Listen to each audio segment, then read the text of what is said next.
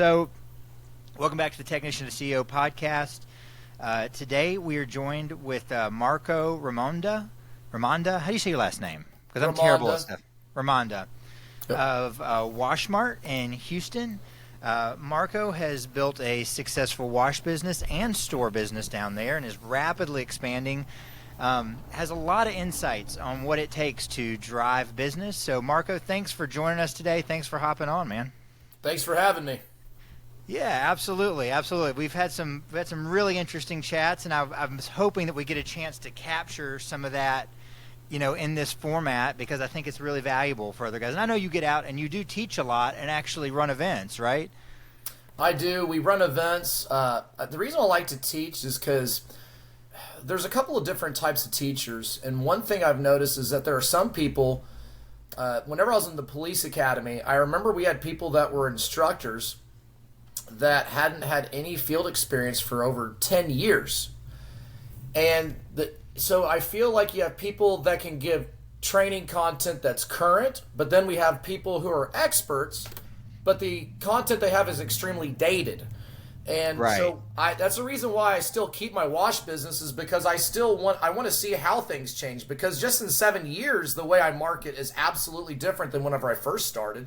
Not because I found out better ways to do it, but because you have to transition constantly with your business. You can't just do things the same way all the time, because people eventually adopt, copy, what you do. You always have to stay ahead. That's the reality of it. The same thing with building products. The same thing with cleaning. You can't just build the same thing and say, this is it. People eventually copy you. We don't even bother with patents because there's ways to bypass patents. There's ways to make it slightly different so it's not the same thing. And that's the reality about it. And it's just once you build something, it just takes 2 years for China to duplicate it, and there's no lawsuits for China reproducing and shipping it here. This doesn't exist. Right. Probably not a good place to compete with China, because they don't care. No, you can't compete. And so the way I do things is they voted me mad scientist on one of these Facebook power washer groups. And the thing is, I'm a big on experimentation. If something doesn't work, then I try something else. And I do something until it works. When you say you do something till it works, what do you mean by that? Because I think that deserves explanation. If I try something in marketing and it fails, I'll try it again, but then I'll try something else while I'm trying that again. And I will let myself fail until it's too expensive for me to keep failing on that avenue. And once it becomes too expensive and the ROI is so horrible, then that's whenever I cut it off as a loss, whenever it's just I can't afford the ROI. And that is actually how I stumbled across LinkedIn marketing. That was my bread and butter, and it still is a big part of my business.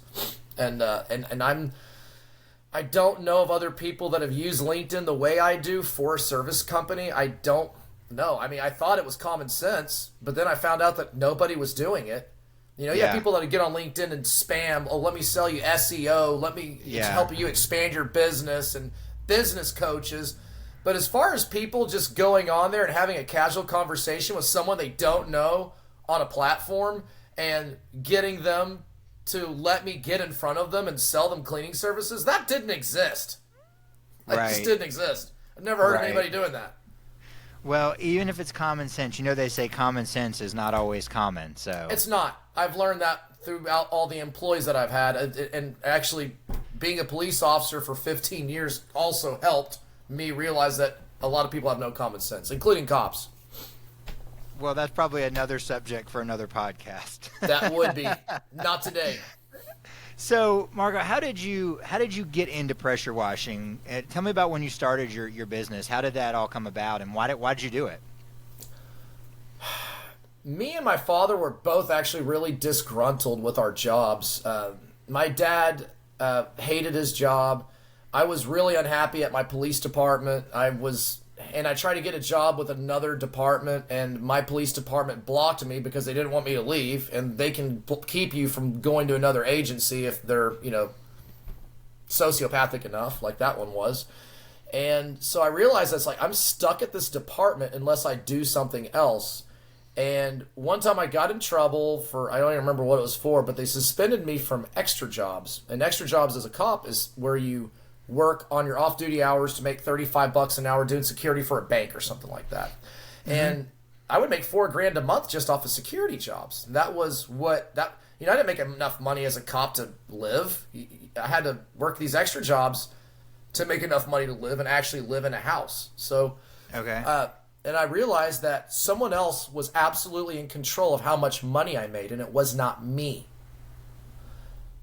I had already done research, during my high school years and right out of high school, before I even went to the police academy. And I was always reading about business. Robert Kiyosaki was a huge part of my teenage life, where I would read his books, and I was like, man, I've got to figure out how to get to the investment and to the business owner side and get out of this employee and supervisor part of the cash flow quadrant. I got to switch places, and I got to figure out how to do it, because I don't come from money. I don't have I barely graduated high school, so I needed to figure it out. Well, with us being disgruntled, I remember my dad said he had an interview with a power washing store, building power washers, and they were selling a copy of a machine that he built them almost 20 years prior to. Sorry, no, it was 25 years prior to. Mm-hmm. And Fred was like, I didn't realize that they were taking credit for a machine that I designed, and then they just copied it. They didn't even copy it right, but they copied it. And then they made a lot of money selling machines that I designed. And I'm like, well, why don't we build a power washer in the garage and try to sell it? So we bought a bunch of components. We welded and fabricated a belt drive trailer in my dad's garage, not even mine, but my dad's. And we were going to try to sell the power washer. And then I realized everybody that was watching us do the work in the neighborhood were like, you want to wash my driveway whenever you're done? And I'm like, no, I'm a cop. I don't wash. I'm not doing that. They're like, well, I'll pay you $200. And I look at my dad and said, people pay $200 to have their driveway cleaned? My dad goes, well, hell yeah. Some people pay more. I'm like, oh. So I started doing driveways for $200 with that machine, and I said, forget about selling it, because I put it on Craigslist, and our cost to build it was like $3,000, and it took us weeks to build it, and we couldn't even get it sold for $6,000. It was a homemade power, like nobody was going to buy it. So it's like, okay, I get it. I just need to run this cleaning business. And I actually struggled my first year. My first year I only did $26,000 cleaning, and my profit was negative $14,000. So I was only doing residential washing. For the first couple of months, I only did driveways. And then November came around, and I went from doing $3,000 a month to $720 that month. And I go, wow, something's not working. And I was still working at the police department. Yeah. Making my chump change, but the purpose of this business was for me to not have to work security jobs, and so that I didn't have to have a police chief or sergeant that could prevent me from making money. They can't tell me what to do with the business. They can just tell you what to do with your badge. You can't work security as a cop, and then they can suspend you from that. They do have that authority, but they don't have the authority to not allow me to make money using a power washer. They don't have any jurisdiction over that. So that's why I went that direction. And so my second year was kind of a breakthrough for me. So I was really struggling. And then January of 2015 was my year. I did 26,000, made negative $14,000. Right. Okay. All right. So the next year, I remember in January I got contacted, and I was told, like, hey, there's this guy that's looking for someone to clean garbage trucks. He can't find anybody that wants to do them. They're in a bind. They're getting really bad, and they're right next to two weigh stations, so they're getting pulled over by these troopers all the time because they're right between two weigh stations on an interstate, and they really need somebody to wash these trucks. I was like, I really don't want to do that, but I'll. But then I found out they were paying $40 a truck, and it was every Sunday, and they had 20 trucks. So I thought about it. I was like, You can make $1,000 every Sunday. The first time I did them, it was awful, and I kind of didn't want to ever do it again because garbage trucks is it's like the worst thing you can power wash. I'm not gonna lie, like it's arguably the worst thing that you can power wash is garbage trucks. I can imagine. Vent hood cleaning sucked almost as much as garbage trucks. To kind of give you an idea, like garbage trucks is not fun at all. Right. There's nothing fun about cleaning garbage, and the smell. I have a strong sense of smell, so the smell is always horrible. So, but I got on that. I was cleaning their trucks for about 8 months, and I realized, I was like, man, I have a pretty good system down. We're able to do these trucks in like 5 to 6 hours now, and I could really try to get another fleet of trucks and squeeze it in on this Sunday, and I want to kind of get Saturday filled up. So what I did is I got on LinkedIn. I was like, let's try this. Fleet maintenance director. I just looked at my guy's business card that he handed me that I was already servicing. I was like, all right, this is the fleet maintenance director for this company. I'm willing to bet there's other fleet maintenance directors for other garbage truck cleaning companies. And I acquired, up until the beginning of 2017, I believe I acquired 3 more garbage truck accounts. And so I started making really good money because it went from $1,000 every weekend to $3,000 to $4,000 every weekend. And I still have all my residential stuff that I'm doing during the week, and I'm still a police officer.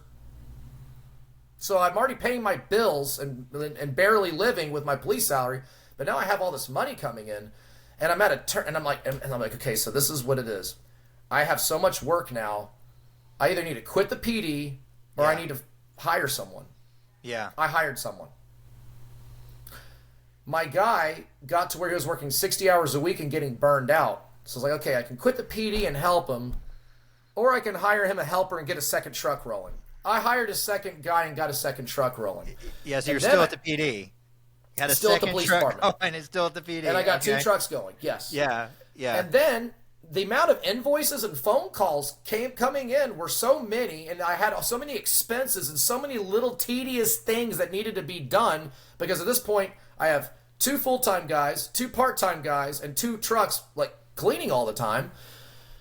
Mostly because, and I have to thank fleet washing for that, because if it wasn't for fleets, I might have been able to have one guy, residential and doing the commercial stuff. And that just wasn't my thing. My thing was washing trucks, and I was able to get a consistent, like 24 hours per truck every Saturday and Sunday. So I only needed to give those 2 trucks 16 hours the rest of the week. That's easy. The biggest struggle in the contract cleaning business is how do you get your employees more hours? That is the number one reason why they quit. It's not because they hate the job. A lot of times it's because you can't afford to give them 40 hours a week, so they can't even budget. And a lot of these guys that are contract cleaners don't understand that. Even though to me that's common sense, but to a lot of people for some reason it's not. If you don't pay them enough money to live, they're not going to live working for you. Yeah, they're gonna do something else. Why did you stay at the? I mean, maybe you're getting to this, but I will get to that. So I hired a receptionist. All right, I'll sit back. I hired a receptionist, and this was in 2018. I had a receptionist.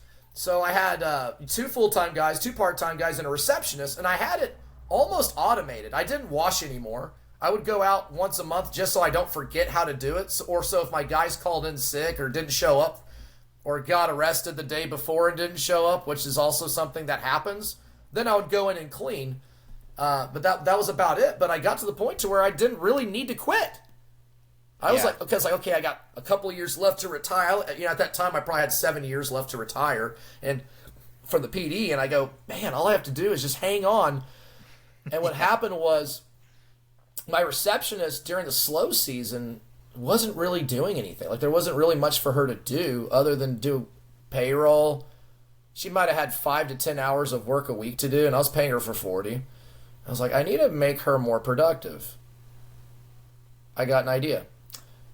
I'm going to open an online store, and I am going, because I always had like an extra 10 pressure hoses. I always had like an extra 20 quick connects. I always had extra supplies for my guys, right? Yeah. So I started an online store. I made it called Washmart.com, and I was just like, you know what? We already have this stuff sitting here. We can sell it, mark it up 30%, and if people buy it, then I can have her doing more stuff. And the online sales made it to where she was free labor. With the amount of stuff that she packaged and shipped out, it paid for her salary. I didn't make a lot of money originally. We might have done a couple of orders a week, but it was just enough to pay for her. So she didn't cost me any money. And the whole goal in owning a business is to make sure that your employees don't cost you any money. If they don't cost you money, then you can keep growing. And once your employees start costing you money, you have to halt, figure out a different system, and have to figure out how to make more money. And so that's what ended up happening. In 2019, I filed for divorce. And I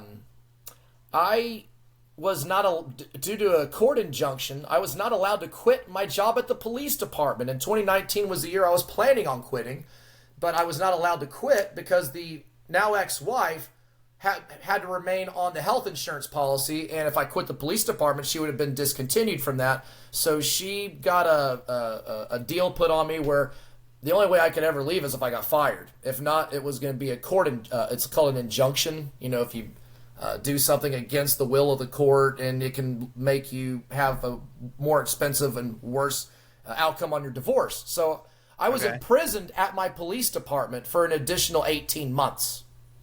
Wow. I didn't actually quit until October 6th of 2020, and then I didn't quit reserve status until July 4th of last year. But in 2018, the online store happened, and then I had people asking me, saying, hey, I like your rigs. Can you build me one? So we started building people trailers. And then going into 2019, we started building a lot of trailers. And then in June of 2019, I got a call from a guy in the oil and gas industry and wanted us to build 6 power washer trailers. It was over $100,000 order.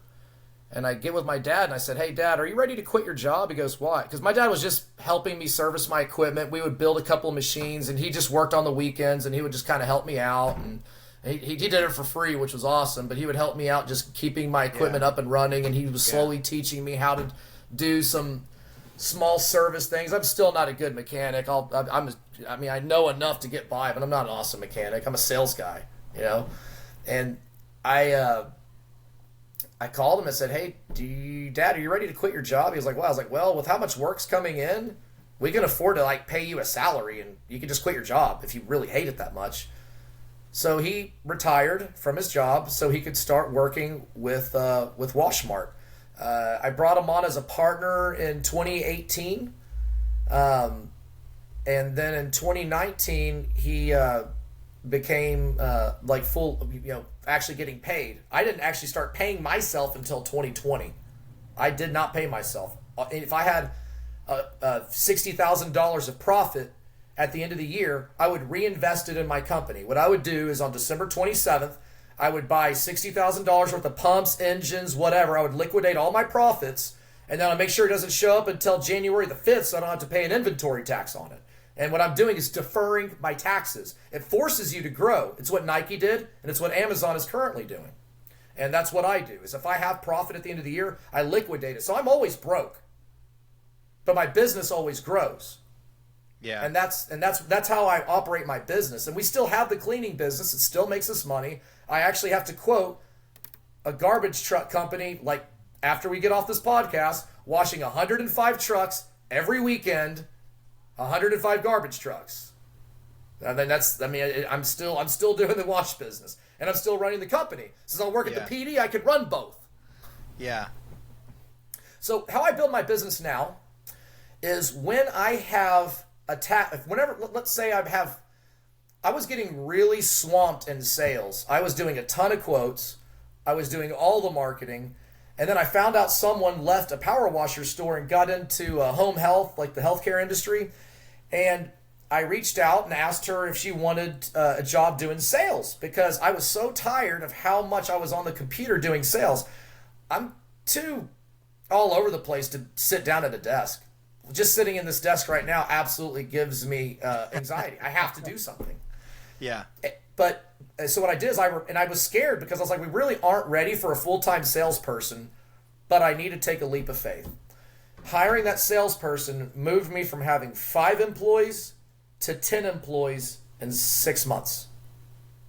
Having a full-time salesperson, that's good. You can have a bad salesperson That doesn't make you grow. But whenever you get a good, effective salesperson, they can help scale your business. So once she came along and she helped double our sales in 1 year, I had to hire more employees just to facilitate the work that she generated. Good salespeople can build your business. Now, I don't mean it by they're involved in all the systems, but they can get you enough flow of work if they're good to where you can hire more employees and that person's sales can sustain those salaries and still allot you a profit. And in the process, I'm looking for more people to fill. Like, my job now is just to find the right people and put them in the right place. That is my job. Yeah. And if I fail at that, I have to do more work myself because I'm failing at myself. I need to find good people to replace me. I need people that are better than me. And one thing I have found in the cleaning industry is guys are really bad about not getting cleaners that clean better than them, or at least almost as good as them. If you can get someone that's 80% as good as you, that's actually still not bad. But if you can find someone that cleans better than you, you get less callbacks, you get less problems, you get better reviews, and it's easier to build your business. I actually had a cleaning technician that lasted with me for 2 years, and he had 0 callbacks. Now he has his own power washing business. A lot of other companies normally would get really upset whenever one of their former employees start their own business, and they try to slap them with these non-compete forms and all this other crap. Right. You know what I did?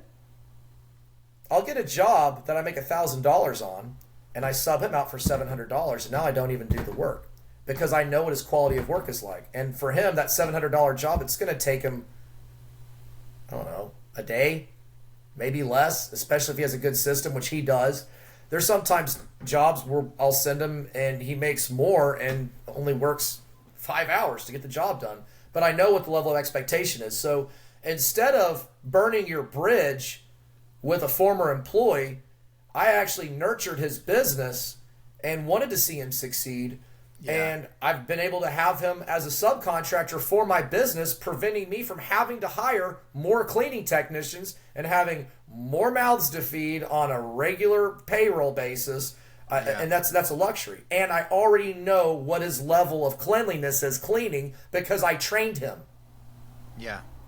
So if you could subcontract someone that you trained and you can let your ego go, the training that you spent with them wasn't a waste of money. It was an investment, a long-term investment. So if someone starts their own business and they become a competitor, you can still have them as a subcontractor, because whenever they start a new business, it's 3 years before your cleaning business is where you don't need to be subbed anymore. It takes 3 years. Your first 2 years, you need to get subcontracted out because it's really hard to get the leads and the cash flow in. And that's the thing. Eventually, he won't need to do work for me anymore. But he might have a slow season in 3 years and say, hey, I can totally use some work right now. And if I have some work, I can give it to him. I can sub it out. Yeah. It's easy to control your cost if they're using their equipment, their labor to do the job. Right. It's harder to control the cost whenever it's your employee, your equipment, your vehicles, and everything else. It's very hard to control your cost whenever you are running a cleaning business. A lot of people don't think about how expensive it is to put miles on your vehicle. That's the reason why a lot of guys don't survive in this industry. Whenever they're charging $80 for a driveway, they don't usually last for longer than a year. Every customer they get is systematically putting them out of business, and they don't even realize it. That's how it is.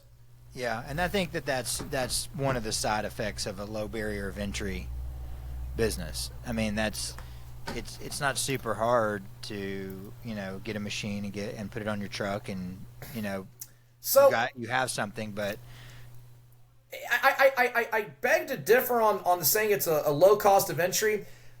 Equipment wise, yes and no. Think about the lawn care industry. You can get in the lawn care industry with a $500 budget. Yeah. If you use $500 budget to get into power washing, it'll take you 4 hours to do an $80 driveway, which means you'll make more money cutting grass.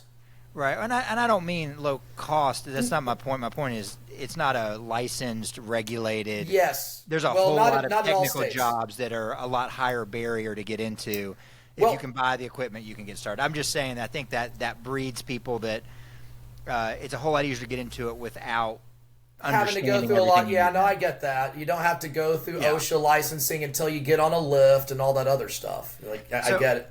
So before we go, I've got so much stuff I want to circle back to. First thing is, yeah, man, Kiyosaki books changed my life as a teenager too. So Yeah. cool. The cash flow quadrant. I read that and I go, that's all I needed to read. My dad actually gave me Rich Dad Poor Dad when I was Also, this is a must read. Okay. Discipline of Market Leaders. It's from the 90s. The content is dated. This right here is absolutely a game changer for people getting into business. And it goes over, do you want to be the cheapest and the fastest with mediocre service? Like the triangle. Yeah. You You have gotta pick speed, two. quality, and price. Right. They go into great detail on that on here to decide what kind of business do you want to be. Because not even Amazon has the best speed with the best price and the best quality. There is something they have to sacrifice. And most of the time, they're selling you cheap Chinese products. And that's the reason why they're able to sell it so cheap. But they are really good with their systems at delivering it fast. Well, until now. Now it's like it's a month with them like everyone else. But yeah. Well, thanks for that recommendation. One thing I think was interesting is you were telling your story about, and it seemed like it was easier for you to bring on people and see that need and get off the truck and grow that. And I feel like in not just in pressure washing, but in all service businesses, that's a really big hurdle for a lot of guys to let that go. Why do you think that was? Because in the cleaning industry, the guys who are OCD and have to make everything perfect, it's almost impossible for them to get good help because they want people to be as OCD as them. I'm Right. actually not OCD. My house is a mess. I am not an OCD clean person. What I am all about is finding solutions. I don't sit around and complain. I don't call people and vent about how angry I am about something. I figure out how to get issues resolved. That's all I do. I have Right. problems and I resolve them. That's it. The only things that I haven't resolved are the ones that I haven't had enough time to resolve, but I'm in the process and it might take months, but it's going to get resolved one way or another.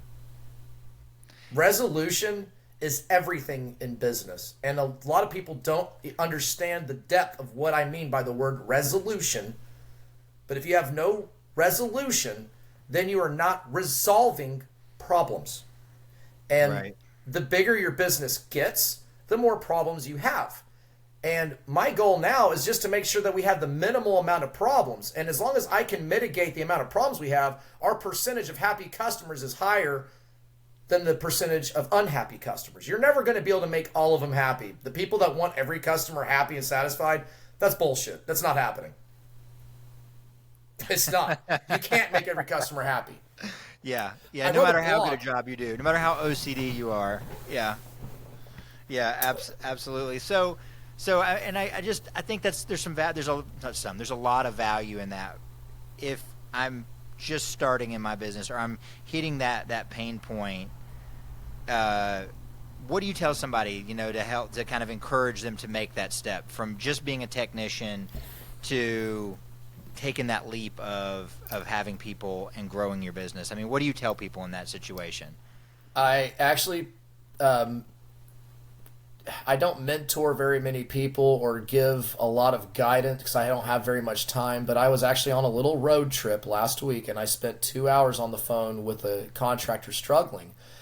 And while speaking with him, he told me, he's like, on slow months I'm doing $6,000 and on good months I'm doing $20,000 and I'm in my second year.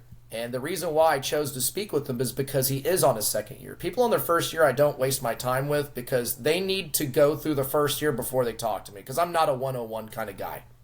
I need them to go through all the stupid things because I want to be asked intelligent questions. And in the first year, it's not intelligent questions. It's usually 101 questions. And I'm not a 101 type of guy. I'm a very fast-paced person, and I'm also a very zero bullshit person. So I asked him, are you doing all your marketing? He said, yes. I said, are you doing your follow-ups? Yes. Are you getting callbacks? No. Okay, so you must be a good quality cleaner. So you must be, because I wrote a blog about pricing. You have your type 1, 2, and 3 companies. Your type 1 are your cheap companies that go out of business. Your type 2 are the ones that do middle ground pricing but stay in business. And your type 3 are the ones that deal with only quality customers and are okay with having a lower work volume so that their profitability is higher, so that they're allotted the ability to have a better service for their customers. So he was the type 3. I said, well, that's great. I don't need to waste 2 hours on teaching you how to price jobs. And that's exactly why I don't talk to people on their first year or consult at all. Yeah. I said, this is what your problem is. You aren't hiring anyone to replace you, and you will not grow anymore. As a contract cleaner, as an owner-operator, $6,000 on a slow month and $20,000 on a busy month is as good as it gets, give or take 30%. And you can have a $40,000 month if you're working all day, every day, and not getting enough sleep and getting filed for divorce. Yeah. But as far as having a healthy work-life balance, you're not going to exceed that.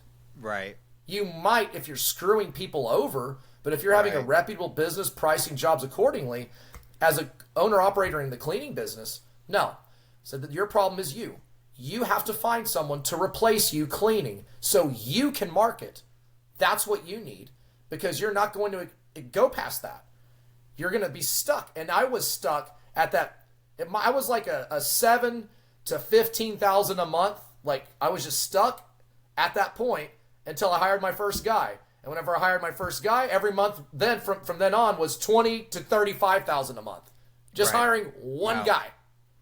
Like, I went from a steady 9 to 15 a month to a steady 20 to 35 a month within 1 year. It only took me 1 year to get from averaging, $9,000 a month to $20,000 to $25,000 a month. It was substantial. Year 2, I think I grossed $80,000. Year 3, I did $189,000. And that was with one employee, one washer, one guy, and me helping. I probably did $40,000 of the work, and then he did the other $140,000 of the work, and I painted that picture to him. That's the number one problem that he had, and that's. You need to know when it is the right time. And unfortunately, there's not numerical data I can give you. But I can say that if you're averaging $10,000 a month through your slow and your busy months in the pressure washing industry as a contract cleaner, and you're the only person in the business, that's about as good as it's going to get. You have to get employees if you want a next level on that. Well, that's how it is. I'm just reaching here, but maybe not too far. When you brought a guy on, then all of a sudden you might not have been doing that $140,000 in cleaning, but you were going out and getting those jobs. I could get more jobs because I wasn't wasting time cleaning myself. My skill is selling. Yeah. That's that, and I didn't read. And a salesperson asked me, he goes, "So you're starting a business?" I go, "Yeah." He goes, "Well, you're going to need a good salesperson. Do you have any sales experience?" No, I've been a police officer at that time. I was like, I've been a police officer for 9 years. And he goes, "So you have no sales experience?" And I looked at him. I said, "I've pulled someone over multiple times that knew they had cocaine in the vehicle and somehow convinced them that it was in their best interest to give me consent to search their car so I can send them to prison." That's not sales? Yeah, it's negotiation, the same thing. Is that not sales? Yeah. Whenever I said that, he didn't say anything. It was just quiet. It was very awkward silence. Right. And that's what salespeople do. But it wasn't awkward silence because he was waiting for me to say something to upsell me, right? Yeah. Because, close the deal. That's one of those sales 101 things is, if you pause and wait, it gets uncomfortable, and then they'll just keep talking, and then you go, "Oh, okay, so you need your fence washed also? Great." And then it's like you have more stuff. a lot of these guys that get into the cleaning industry, one of the big problems they have, and the reason why I'm focused so much on sales training, is that's where we're failing our guys. We're spending so much time teaching people how to clean, teaching people what products to buy, because I get it, I'm a vendor. We have a vested interest in making sure everybody buys everything they can from us. Yeah. But if they go out of business, they're not a customer anymore. And I wasted money to get that customer in front of me. So if they go out of business, I can't sell them anything because I don't sell asparagus. I sell power washers. If I sold groceries and they went out of business, I wouldn't care. But if they stopped power washing, I can't sell them power washing equipment. Yeah. So I have a vested interest in making sure that my clients are successful. And that's the reason why I go out of my way and say, hey, I got a long drive. I'm going to coach you, and where I'm going to establish what your problems are. Because if you're having issues with your business, I got to tell you something. It's your fault. If you're having issues with your business, it's because it's your fault, and you have not resolved it yet. You need resolution on how you're going to fix that. But as long as you can admit that you're the problem and you're going to work on you, then we're going to move forward. But the biggest thing people have the problem with is letting go. Oh, well, I just got to make sure that these customers are... You have to let go. You have to be okay with trusting another person. If you can't trust anyone, you'll never have a successful business. Yeah. That's how it is. Yeah, and it's there's definitely caveats with that. I mean, you shouldn't let anyone just do anything. You know, you have to get the right person. They have to be equipped, but then you have to let go. And I completely agree with you. But, what's that? Fire fast, hire fast. If you go with that principle, if you go with that, if you can tell on the second day that they're not cut out for this job, you need to let them go. You don't. If you spend 2 weeks training them and then let them go, that's 2 weeks that you didn't invest in the right person. Right. That's the reason why. And I actually learned that from Andrew Thompson, of all people. And he's right. I have wasted months training people, and then I fire them whenever they're just not cut out for this. And I was like, well, maybe there are times where they're not cut out for the job, but they might be good at something else. And that is what I am good at is, okay, this person's not good at this, but they're good at this. So I'm going to move them into this position that we really don't need yet.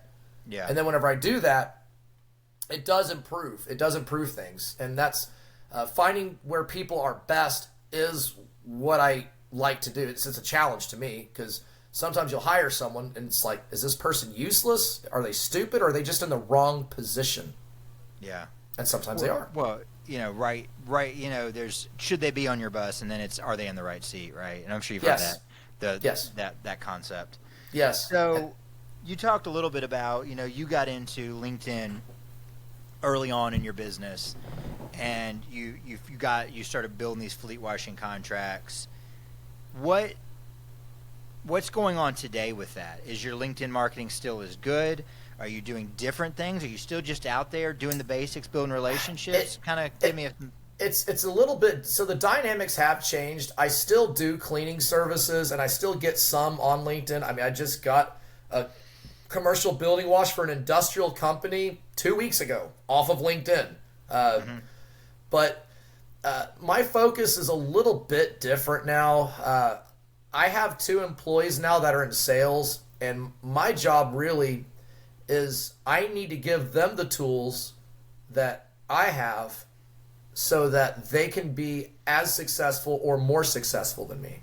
Yeah. And one of my sales staff, they are more successful than I am at sales. They won't ever admit that, and they're not going to, they're going to argue. And as soon as I get off this podcast, if they're listening, they're going to call and say, I'm not better at sales than you, but I humbly believe that Amber is better at sales than I am. She's really good at understanding what the customers need.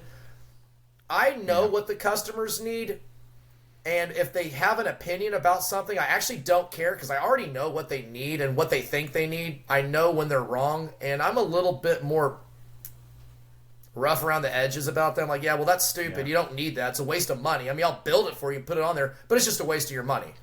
Yeah. What Amber does is she'll say, well, why do you need that? And she'll ask questions. I don't ask questions. I'm just like, yeah, that's stupid. I'm not doing that. You know, if you're washing garbage trucks, why do you need a soft wash system? Yeah. You know, I undersell, actually. Like, I'm bad about that. And Amber doesn't oversell. She just sells appropriately. You know, if someone says, I'm going to get in kitchen exhaust cleaning, and they're like, I want a hot water 8-gallon a minute, she's not going to let them buy that if that's all they're going to do. You want a 4-gallon a minute, or else you make a huge mess in the kitchen. Yeah. You know, that's where 4-gallon a minute hot water units have their place. Right. And that's the thing. But because she does that and doesn't oversell them a bunch of stuff they don't need, she builds trust in the customers.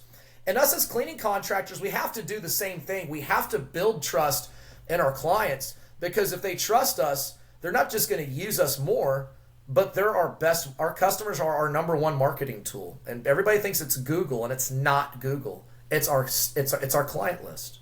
I don't advertise in cleaning anymore. I stopped 3 years ago, and I still get leads all the time.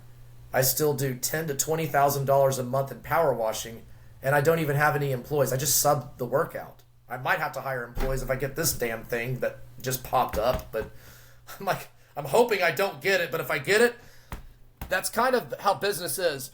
You'll not want to get it. You'll actually price it less aggressively because you don't want it. And then they're like, all right, cool, here's the PO. And I'm like, I didn't want the job. Yeah. I'll price it because I don't want it. And they're like, hey, we have to get this done, and we want you to do it. Like, I'm sure someone else will do it cheaper. No, we need you to do it. Great. There is something that is so attractive about someone that doesn't need you to buy from them. Yeah. I know.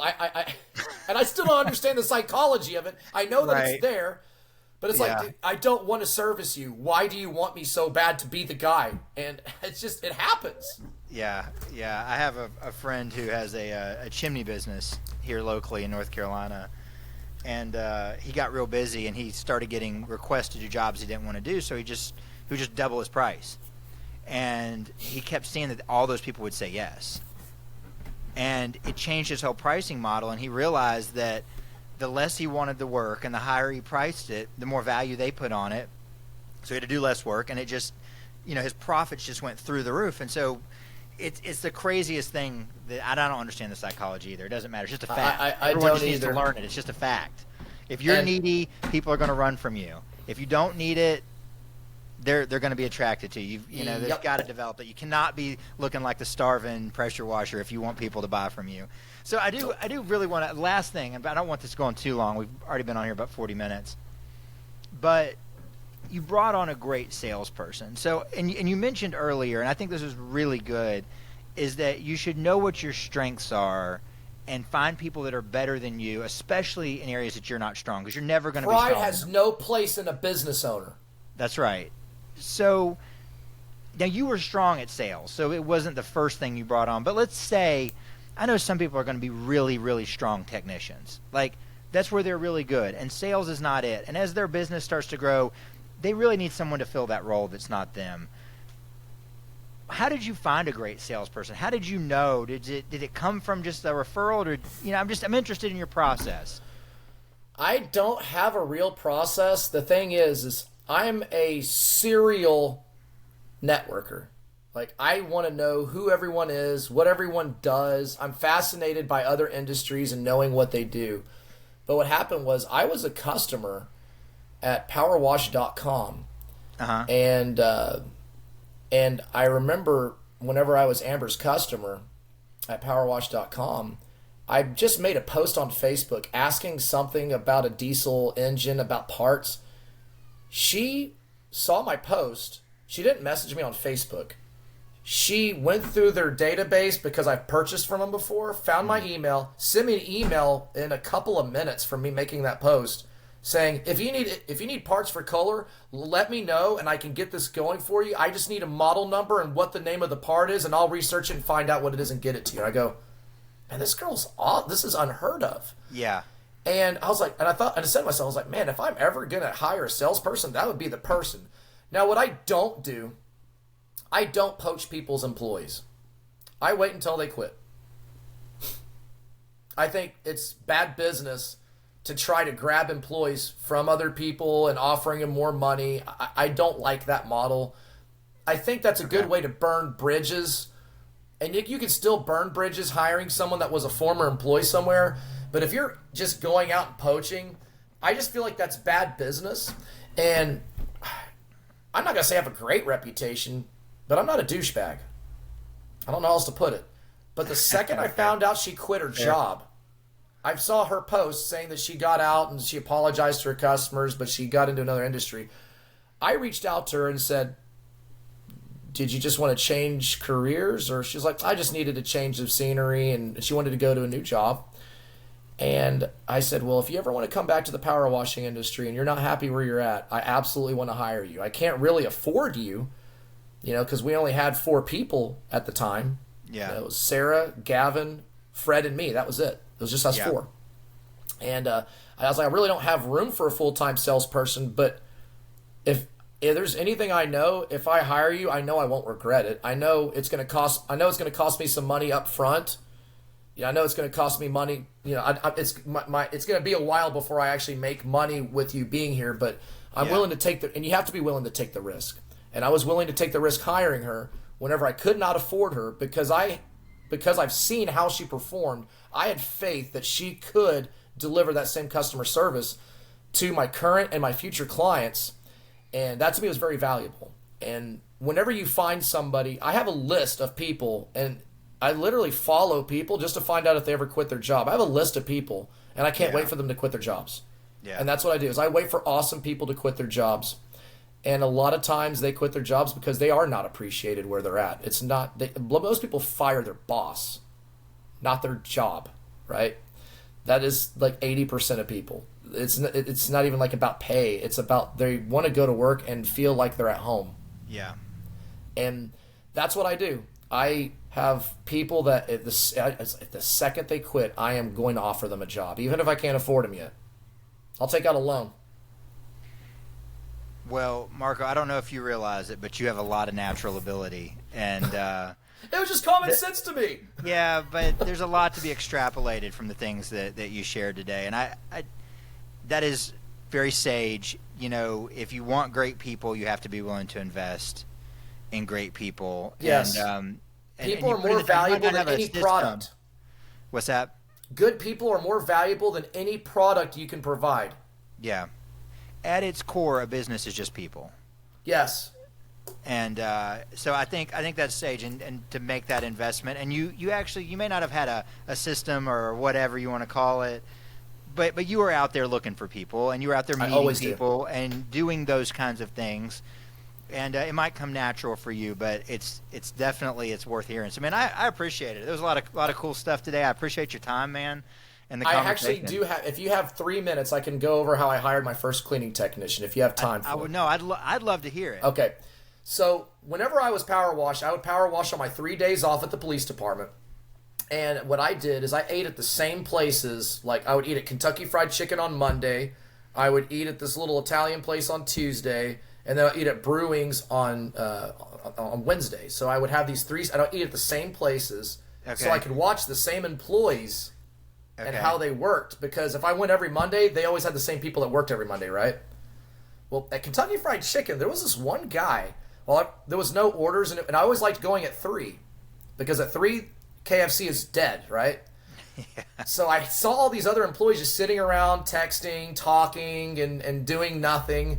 And then there was this one guy, no one told him to do anything, but he would just constantly wipe down the tables, and he just had to keep cleaning and doing things. And I go, that's my guy. Yeah. So one day I just went through the drive-thru, and I said, hey, man, you want a power wash? He goes, man, I'd love power washing. Are you hiring? I said, yep. He goes, cool, when can I start? I go, when do you want to start? He goes, as soon as possible. And I said, great, here's my card, give me a call. He gave me a call that evening, and I hired him, and he lasted for 2 years, and he was a great employee. He had some personal issues a year and a half in, but the first year and a half he was solid, and he was a big reason why I was able to grow. And the best guy I ever did hire was actually his brother. His brother was even better than him. And that was the guy that had 0 callbacks on. That's the guy I subcontract jobs out to now, who has his own cleaning business. You seeing this whole system?